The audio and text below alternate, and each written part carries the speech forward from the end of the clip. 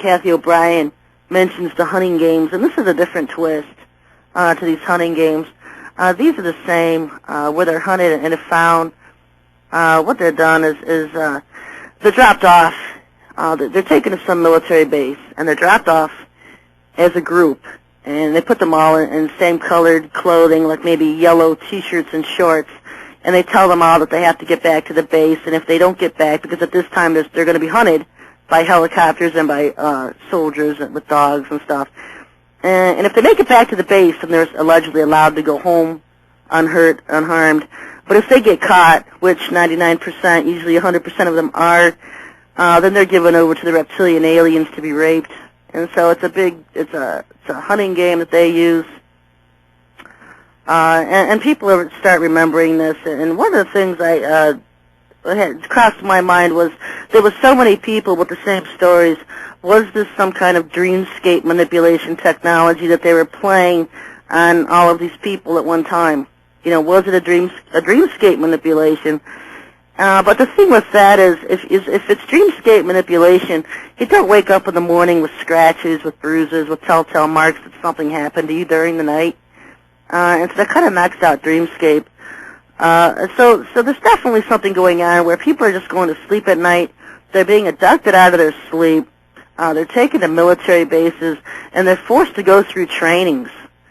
Either learning how to shoot weapons, going on training missions, learning how to sabotage phone poles, communication systems, whatever the assignment is. And these people are programmed, they're chip implanted, that go through these, and later these chip implants can be activated through the ALF technology. And so a lot of these people, and the thing about it was, the thing that was so alarming back when I started hearing about this 2 or 3, 4, 5 years ago even, was that so many of them were Christians. They were born-again believers. They were confessed the Lord as Christ, and they were being abducted out of their sleep by the military and forced to go through these trainings and the abductions and everything that goes along with this. And they had no one to talk to. You can't exactly go to church.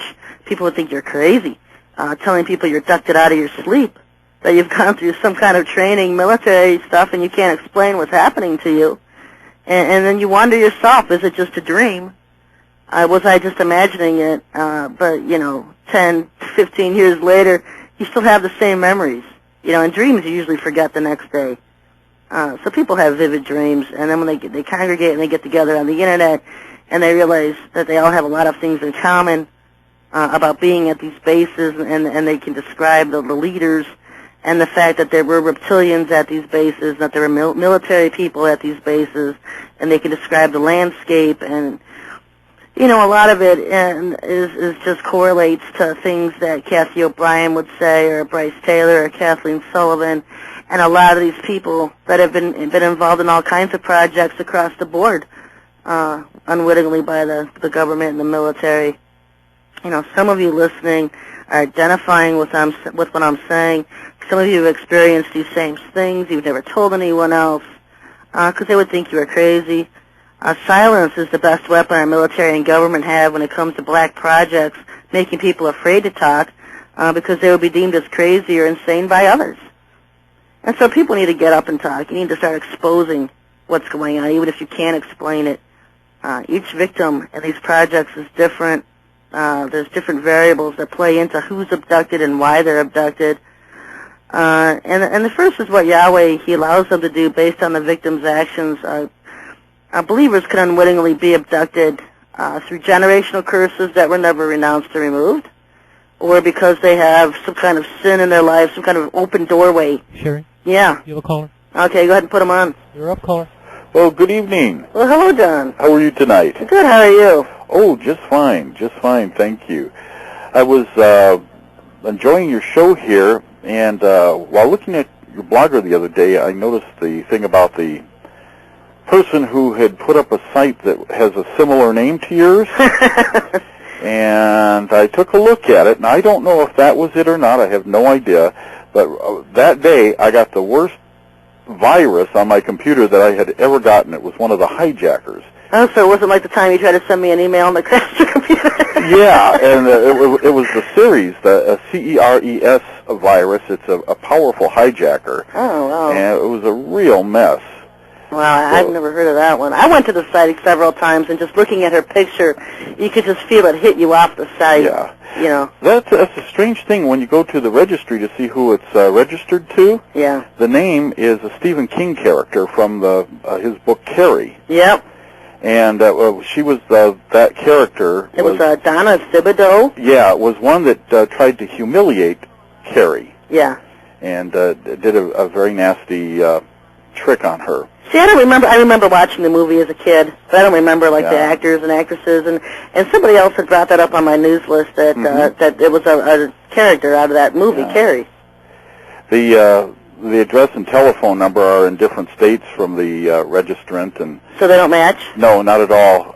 It's listed as Manchester, New Hampshire. Yeah. But in fact, the telephone number that is listed is North Plains, Oregon.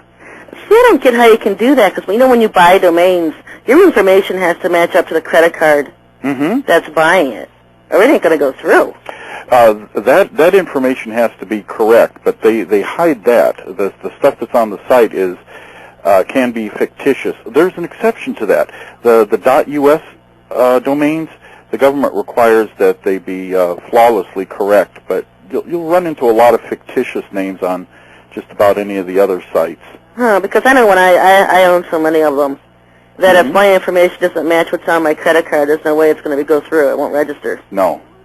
But that record is, at least at this time, is kept separate and doesn't go up on the public ones. And that picture that you mentioned, that the name of the JPEG on it doesn't match anything else either. That looks like a commercial picture that they might have taken from somebody else's site. Yeah, I wonder if she knows her pictures on that person's website. Because there's a different name attached to that. There was a different name attached to the domain registrar. Yeah. Different name attached to the person who bought the hosting. It was a very slick package that they put together there. Yeah, I mean, there's like 4 or 5 different female names associated with that site, so you can't pin exactly who the heck owns the site.